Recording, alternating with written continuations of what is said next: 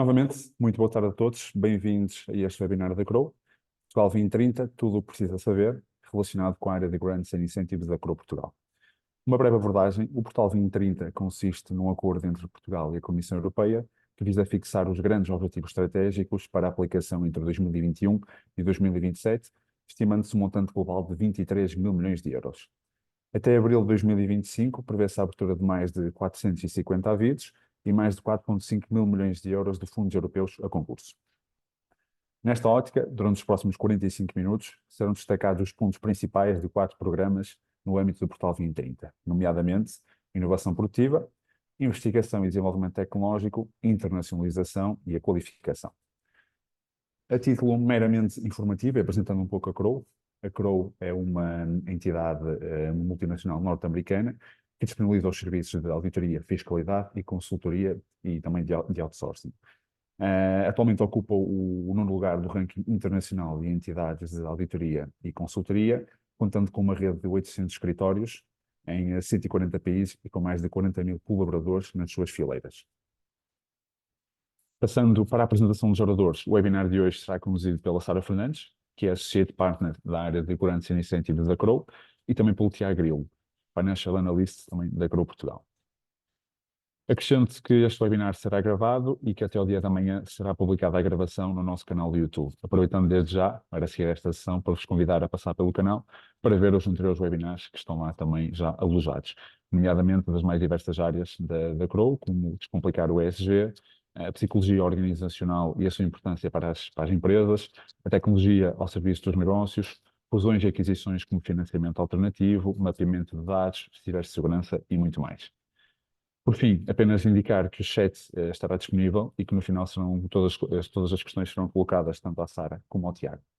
Sem mais demoras, passarei então a palavra à Sara Fernandes, que fará uma breve apresentação da área de Grants and Incentives. Desde já, muito obrigado a todos e boa sessão.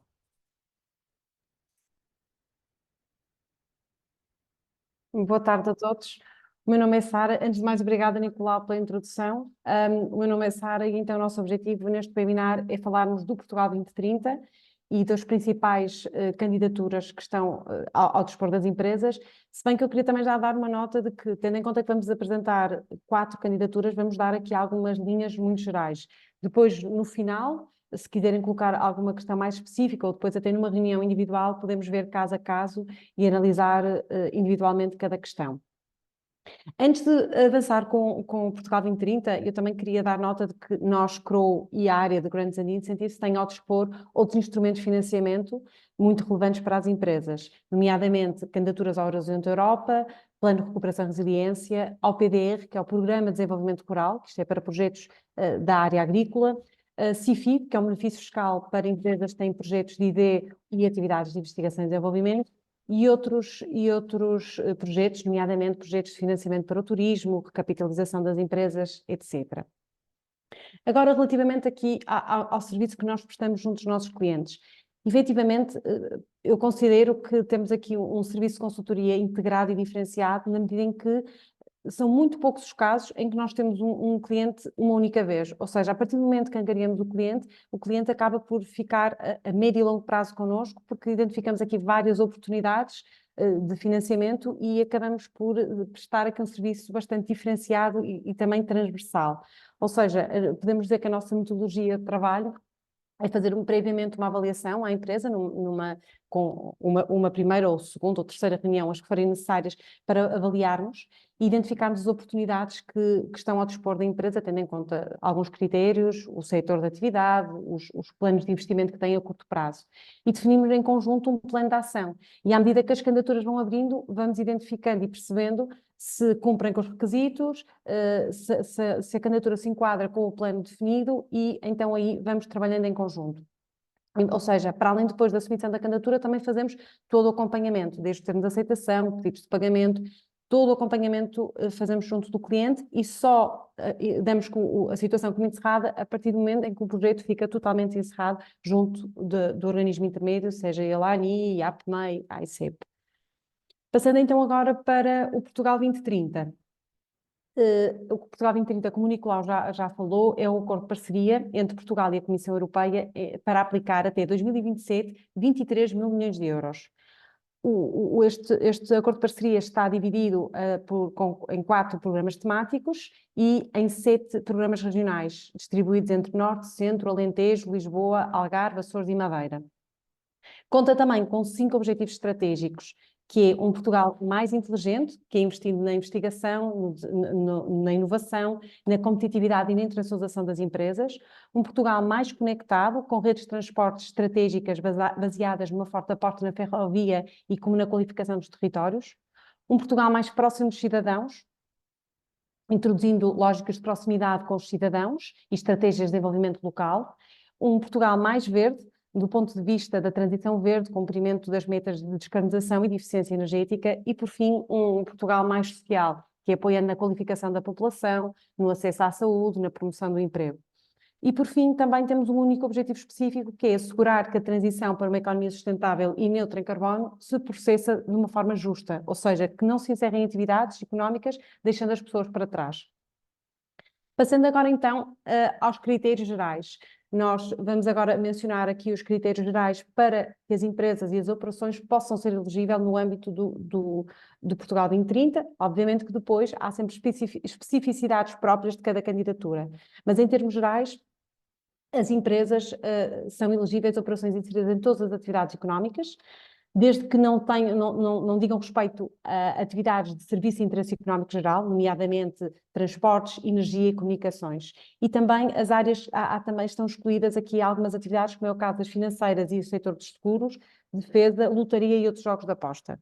Mas o principal ponto que eu acho que é fundamental para que os empresários percebam se podem enquadrar ou não, é perceber se têm operações inseridas em atividades económicas que visem a produção de bens e serviços transacionáveis e internacionalizáveis.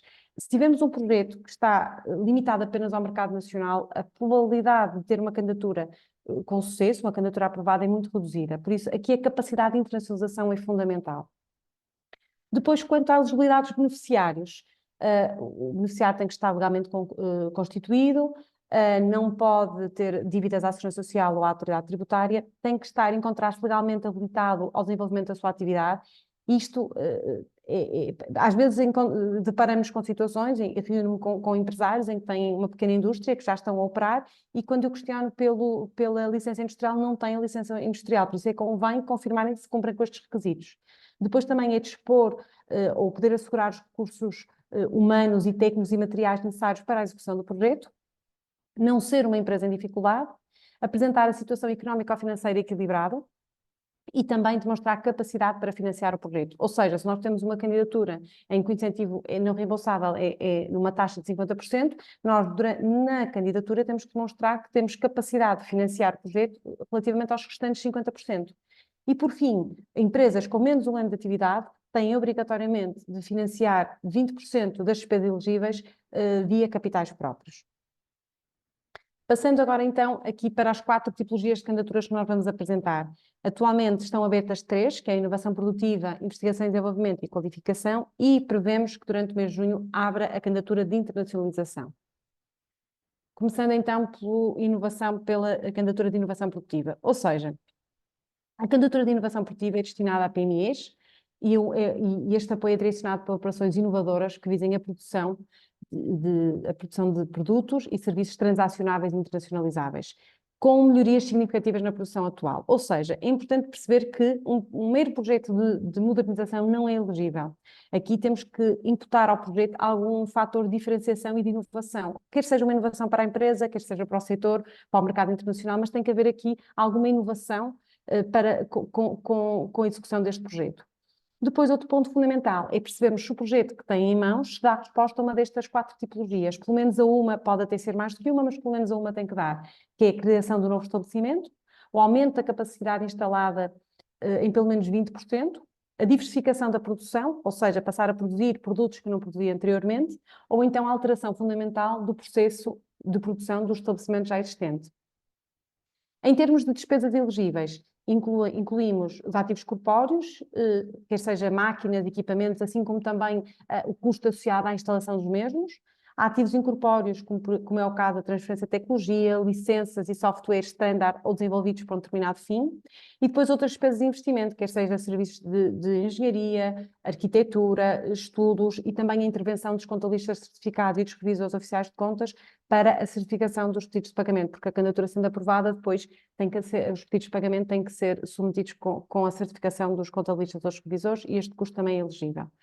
No caso de operações do setor do turismo ou da indústria, podem ser elegíveis despesas relativas à construção de edifícios ou obras de modelação. Isto está ilimitado, ou seja, sobre o montante total do projeto, eu só posso ter o peso dos meus gastos com obras, só posso representar 35% no caso da indústria e 60% no caso do turismo. Outro ponto que consideramos aqui, porque é muitas vezes questionado, é relativamente a veículos. Ou seja, os veículos podem ser uma despesa elegível, se forem elétricos e se for um projeto da área de turismo. Mas temos sempre que comprovar de que este veículo vai constituir a própria atividade turística a desenvolver. Relativamente ao mínimo da despesa elegível, o mínimo é 300 mil euros. Isto foi uma alteração fundamental face ao Portugal 2020, porque no passado havia um mínimo, eu não estou certa, era entre 70 a 80 mil euros. E agora aumentaram aqui para o investimento mínimo passasse a ser 300 mil euros. Só acima deste montante é que as empresas estão elegíveis para se candidatarem. Depois, no caso do incentivo, é um incentivo não reembolsável, podendo atingir uma taxa máxima, aqui estamos a falar do máximo, valor máximo, pode ir até 40% sobre o montante elegível. No caso de projetos localizados no Alentejo, Beiras e Serra da Estrela, esta taxa passa para 50%. Passando agora aqui para a área geográfica. Este aviso está aberto para Portugal continental e há dois avisos, um para territórios de baixa densidade e outro para outros territórios. Os territórios de baixa densidade têm uma dotação orçamental de 160 milhões de euros e outros territórios de 340 milhões de euros. E estão divididos por estes programas regionais. No entanto, temos aqui o COMPET, que é o PIT, que é o Programa de Inovação e Transição Digital, que as empresas podem concorrer diretamente ao COMPET no caso de os projetos terem um investimento total elegível superior a 3 milhões de euros, por isso não vão ser financiados pelos programas regionais, mas sim pelo COMPET, ou então em projetos com multirregiões, ou seja, eu tenho uma empresa que tem estabelecimentos e eu vou fazer o projeto em diferentes estabelecimentos que estão localizados em diferentes regiões. Também vou diretamente ao COMPET. Isto é geral, exceto no caso de projetos localizados ou no Algarve ou em Lisboa, que vão automaticamente para os programas regionais. São assim os principais pontos que queríamos também dar nota.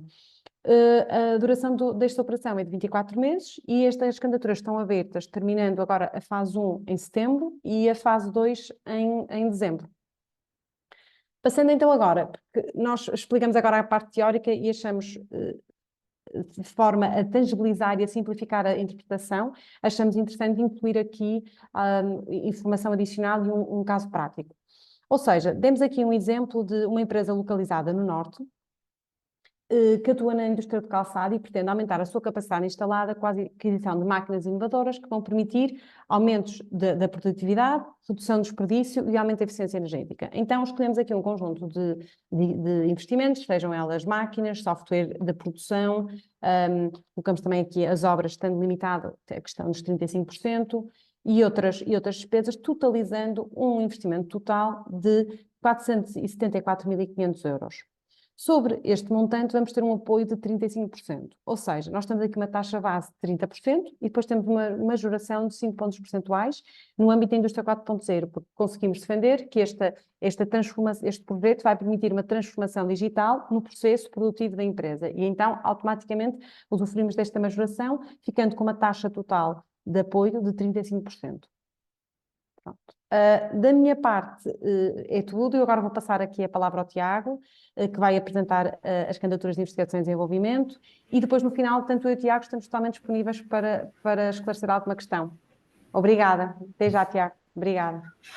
Boa tarde a todos. Muito obrigado, Sara. Então, passando aqui para os apoios à investigação e desenvolvimento tecnológico, um primeiro ponto que é preciso destacar é que elas estão aqui divididas entre operações individuais e operações em coprodução. As operações, elas têm algumas nuances entre elas, no entanto, aqui como o próprio nome indica, as operações em copromoção existe uma empresa que lidera o projeto e que realiza a candidatura entre com outras empresas e ou com entidades não empresariais do sistema de investigação e inovação. No caso de estarem incluídas estas entidades, a taxa máxima é de 85% do incentivo não reembolsável, mas já vamos detalhar um bocadinho mais à frente. Concentrando aqui nas operações individuais, então, são suscetíveis de apoio a operações que integram atividades de investigação industrial e de desenvolvimento experimental que levem à criação de novos produtos, processos ou serviços, ou então à melhoria dos já existentes. As entidades que se podem candidatar a este tipo de apoio são as PMEs e ainda empresas de pequena e média capitalização, as small mid-caps. Quanto às despesas elegíveis, a fórmula de cálculo do investimento elegível alterou no atual quadro do Portugal 2030, sendo agora implementada a metodologia dos custos simplificados, sendo uma modalidade de custos unitários. O que é que isto corresponde? Isto corresponde, cada custo unitário corresponde a um ETI, que é um equivalente tempo integral. Nós à frente vamos ter também um exemplo para clarificar aqui o que é de facto um ETI, mas de uma maneira muito sucinta, enquanto que nós, no quadro anterior, teríamos que detalhar um mapa de investimento, tudo aquilo que é aquisição de equipamentos, por exemplo, software, custos com pessoal, para calcular o total de investimento elegível.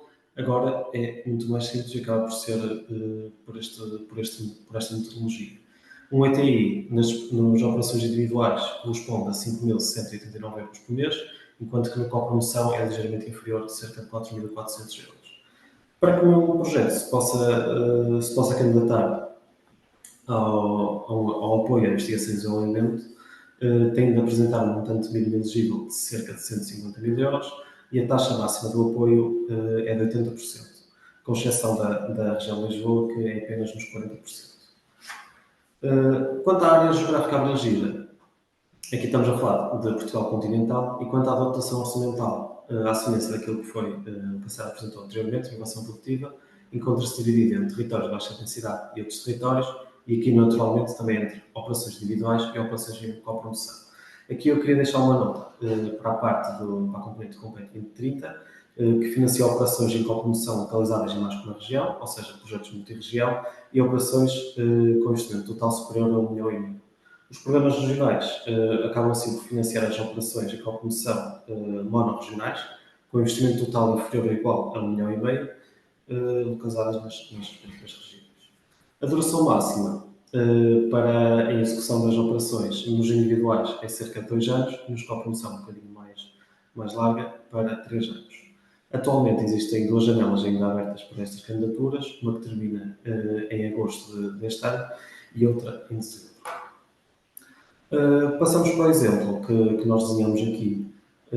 Foi feito com base no apoio à ideia empresarial de operações individuais e nós, nesta operação, temos aqui uma empresa, no caso de uma empresa localizada no Norte, que atua na área de desenvolvimento de software e pretende desenvolver um projeto de ID com recurso a uma equipa de ID interna.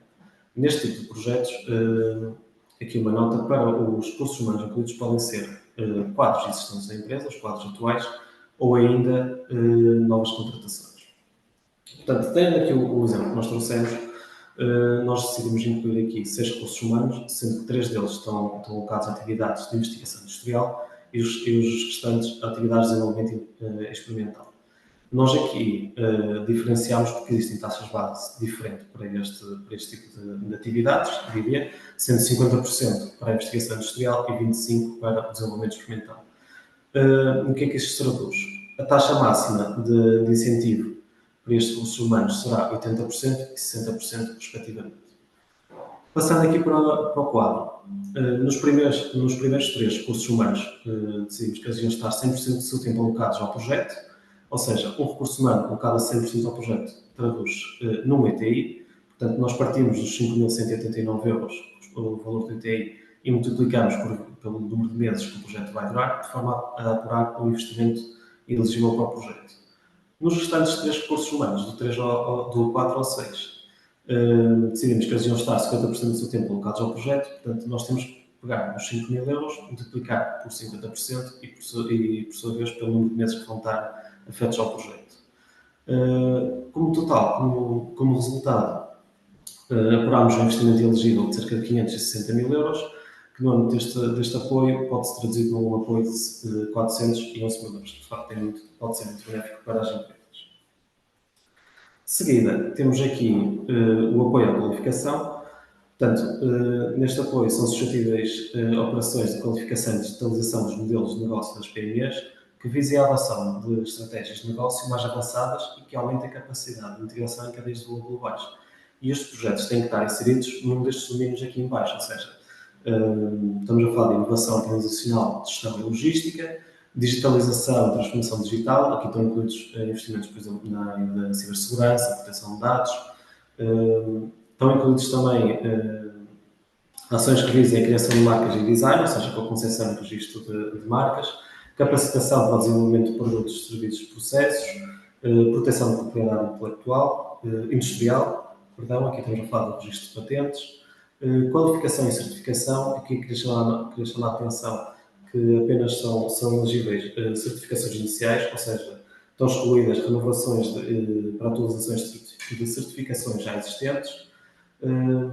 Ainda se incluem ações que se enquadram no domínio da transferência de conhecimento e tecnologia e ainda a sustentabilidade e eco-inovação. As empresas que se podem candidatar são as PMEs, e aqui de uma outra forma os custos que são elegíveis para estes apoios passam pela aquisição de equipamentos, custos salariais de contratação até 2 recursos humanos qualificados, e aqui o apoio incide sobre o salário base e respectivos encargos sociais, sendo que o máximo para o salário base considerável é 2.250 euros, custos de serviços de consultoria especializados, desde que prestados por consultores externos, e por último custos de obtenção, validação e defesa de patentes. O montante mínimo de despesa elegível dos projetos terá de ser de cerca de 200 mil euros e a taxa de incentivo não reembolsável cerca de 50% do investimento elegível, com exceção da região de Lisboa, que aí está nos 40%. Passando para a área geográfica, aqui é abrangido todo Portugal continental. Quanto à dotação orçamental, eu queria chamar a atenção para o facto dos investimentos localizados nas regiões menos desenvolvidas do Norte, Centro e Alentejo, é o Compete 2030 que financia as operações. A duração máxima destas terá de ser 24 meses e existem também 2 janelas em aberto, uma que termina agora em outubro deste ano e outra em janeiro do próximo ano. Passando para o exemplo, para tornar mais claro quais são de facto os investimentos que podem estar incluídos, temos aqui a implementação de sistemas de gestão de qualidade, por exemplo, a ISO 9001, auditoria de concessão de sistemas integrados de gestão de qualidade, consultoria e implementação de um plano de sustentabilidade, contratação de recursos humanos, investimentos no ERP para automatização de processos, entre outros. No exemplo que nós temos, aqui o investimento elegível totaliza cerca de 246 mil euros, que aplica numa taxa de apoio máximo de 50%, pode-se traduzir num apoio de 123 mil euros.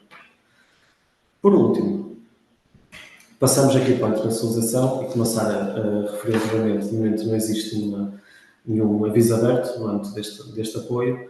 Portanto, tudo fazemos aqui a ressalva que nós estamos aqui a apresentar é feito com base naquilo que é o passado, ou seja, também, de certa forma, aquilo que é esperado agora para os novos avisos e com base no REIT, o Regulamento Específico do Programa de Inovação e Transição Digital. Portanto, aquilo que é esperado para estes apoios é que seja destinado para as PMEs e os custos elegíveis passem pela, por exemplo, a prospecção e captação de novos mercados, contratação de recursos humanos que sejam destinados para o desenvolvimento de mercados internacionais, presenças em feiras, estudos de mercado, investimentos, por exemplo, em websites, serviços para o propriedade internacional, marketing internacional, entre outros. A duração das operações também é esperado que seja um máximo de 24 meses e que a taxa de incentivo seja de cerca de 50% do investimento elegível.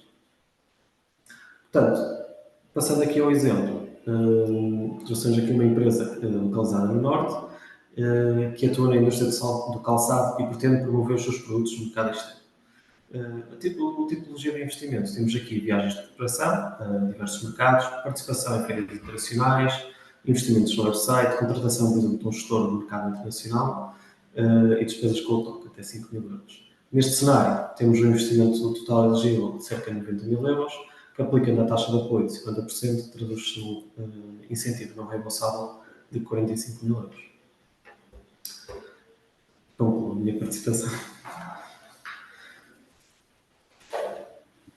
Obrigado, Tiago. Obrigado, Sara, pela vossa apresentação e pelo descreverem de uma maneira bastante geral os quatro incentivos. A nível de questões, temos aqui uma questão da Tânia Aleix, que pergunta se as candidaturas à inovação produtiva destinam-se apenas à indústria e ao turismo. Não sei se quem quer avançar, se quer o Tiago, se quer a Sara.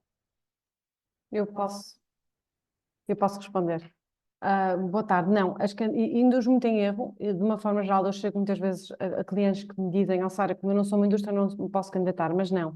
Podem-se candidatar a qualquer atividade, para estes serviços transacionáveis, haja aqui a questão da produção de bens ou prestação de serviços transacionáveis internacionalizáveis.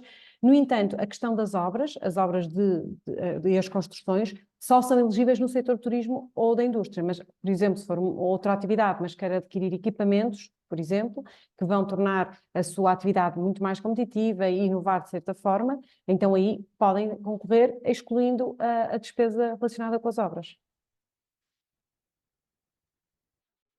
Certo? Obrigado, Sara. Entretanto, surgiu uma outra questão que passo a explicar, só por colocar a voz, espera aí. Portanto, desapareceu-me aqui do radar. Tinha a ver com o seguinte, que era do Pedro Gouveia, que indica o seguinte: o desenvolvimento de um novo serviço ou área de negócio inovadora em que os custos são essencialmente a base das horas, homem e de FSE especializados, consultores, já submetido ao CIFID, mas ainda a guardar a decisão, é elegível para a inovação? As despesas anteriores às candidaturas são elegíveis? Pronto, se Sim, calhar posso responder. Não, ao contrário do CIFID, em que nós reportamos sempre o ano anterior, aqui não, aqui são incentivos financeiros, ou seja, são incentivos ao investimento, ou seja, o objetivo é nós submetemos a candidatura e depois da submissão da candidatura é que podemos arrancar com investimento e com as respectivas despesas. Houve no passado os chamados registros de auxílio, que era, as candidaturas estavam fechadas, mas abriram registro de auxílio para as empresas poderem, pelo menos, submeter o registro de auxílio, quase a marcar o início do investimento. Mas neste momento isso não acontece e não, por isso, se agora for apresentar uma candidatura, por exemplo, à inovação que fecha em setembro, exatamente, que fecha em setembro, as despesas só podem ser elegíveis, só podem entrar depois da data de submissão da candidatura. Se submeterem em julho, a partir de, submetem dia 1 de julho, a partir de dia 2 de julho podem arrancar com o investimento. Anteriormente, não. Certo? Ok. Obrigado, Sara. Surgiu agora uma nova questão do Marco Dias, à qual agradeço também a intervenção. Como é que vem o negócio do comércio da reparação automóvel, que não é internacionalizável?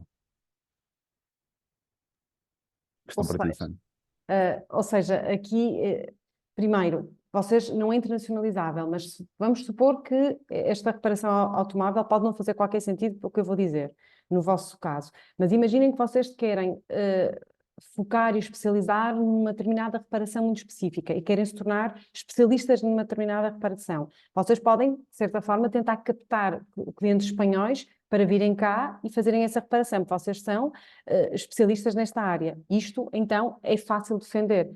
Caso contrário, teríamos que ver que tipo de investimentos é que vocês pretendem realizar. Às vezes abrem candidaturas no âmbito destes quatro comunitários, por exemplo, no âmbito de Portugal 2020, abriu um que era o PAPN, que era Programa de Apoio à Produção Nacional, exatamente, à Produção Nacional, em que excepcionalmente não obrigava a que houvesse aqui a exportação. Porque aqui, quando nós falamos em exportação, importa referir há um critério de avaliação.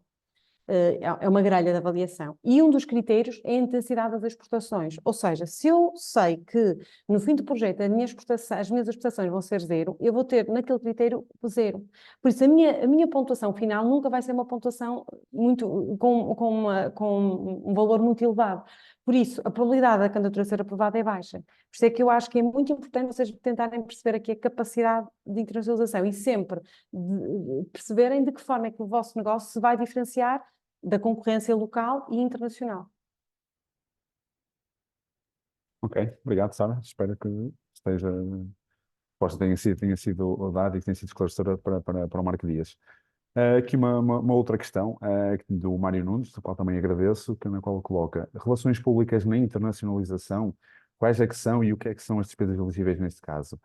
Podem ser consideradas success fees? sei, Sara, se queres. Não, os executive não podem ser, nem é suposto que sejam agentes. Às vezes colocam essa questão, ou seja, um agente que está. A ideia não. A ideia é quando nós falamos em relações públicas, e depois isto vai variar muito de negócio para negócio e também de projeto para projeto, porque às vezes um determinado investimento de relações públicas num projeto pode ser elegível e no outro não, porque o técnico vai avaliar, acha que avalia que num determinado projeto aquele investimento faz sentido e no outro não. Por isso, nunca é simples de dar estas respostas, porque há sempre a subjetividade.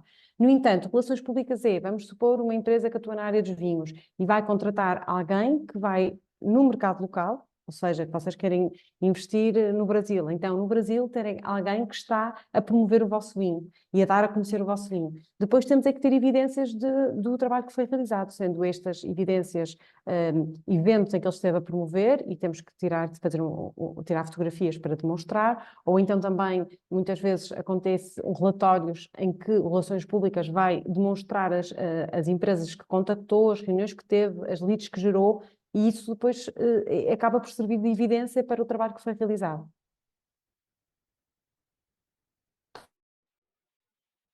Muito obrigado, Sara. Neste momento, acompanhando o chat, não temos mais nenhuma questão. Não sei se, como estamos bem dentro do tempo, não sei se alguém da audiência quer colocar mais questões. De qualquer das formas, aproveito só para indicar que, caso tenham perguntas mais específicas, tanto a Sara como o Tiago encontram-se também disponíveis para responder, sendo que os e-mails já foram colocados no chat e poderão entrar em contato diretamente com eles. Pronto, eu não sei se Sara, Tiago querem acrescentar mais algum ponto, entretanto, ou não, esperamos. Sim, avançando agora para uma pergunta que surgiu, entretanto, do Jorge Santiago, que tem a ver com a necessidade dos orçamentos e diferentes para suportar a candidatura. Normalmente, é assim, no inovação produtiva nós temos, convém que haja sempre apresentarmos um orçamento, mas depois, quando me falam dos orçamentos, nós temos, mais até em fase de acompanhamento.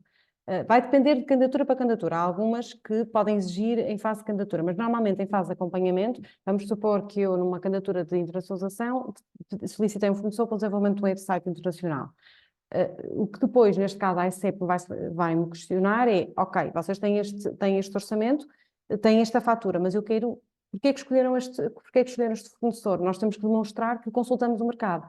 Idealmente, nós convém apresentarmos sempre 3 orçamentos, o que escolhemos mais 2 e demonstrar que optamos por aquele, ou por uma questão de preço, ou por outras questões. Pode não ser só uma questão de preço, às vezes até podemos escolher com um preço mais elevado, no entanto, temos de saber defender e explicar o porquê de o ter feito.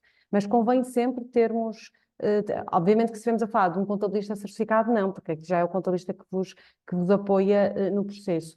Mas diria que orçamento de maior dimensão, sim. Por exemplo, o caso de viagens. Normalmente não pedem, vocês não vão pedir a 3 agências de viagens a cotação para um voo. Normalmente não pedem. Estamos a falar de orçamentos com dimensão um bocadinho superior, investimentos com dimensão um bocadinho superior.